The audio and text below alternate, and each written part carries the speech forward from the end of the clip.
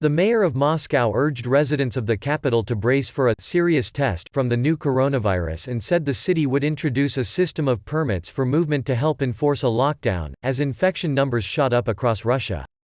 The country reported 1,786 new cases, bringing its tally to 11,917, even as Moscow and many other regions neared the end of their second week in a state of lockdown aimed at halting the contagion. 94 people have died, authorities say. In the bustling capital of more than 12.5 million that has become the focus of the Russian outbreak, new cases not only jumped 1,124 to almost 8,000, but the number of patients being hospitalized has also doubled in recent days, one official said. "I can tell you for sure that there has been no peak yet whatsoever. We are at the foothills of the peak, not even in the middle," Moscow's mayor, Sergei Sobyanin, said in an interview with Russia's RIA news agency published on Friday. "I can only say that a serious test lies before us and we need to be preparing for it," he said. In a televised address on Friday, Sobyanin said the city would gradually begin introducing a system of passes for residents wanting to move around the city so that authorities could enforce the shutdown. Residents in Moscow have been told to stay at home unless they need to make essential trips to buy food or access urgent medical care. Police said on Thursday they had already caught 400 people ignoring the order and that they faced small fines.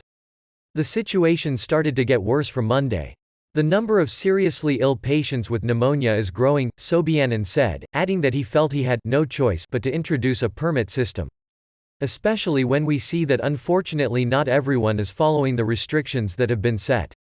In Moscow, the influx of patients is already pushing hospitals and ambulances towards their limit, said Deputy Mayor Anastasia Rykova. Russia recorded far fewer cases of the new coronavirus than many Western European countries in the early stages of the outbreak, but its official case tally began to rise sharply this month. Officials until late last month were saying that the situation was under control and that there was no epidemic.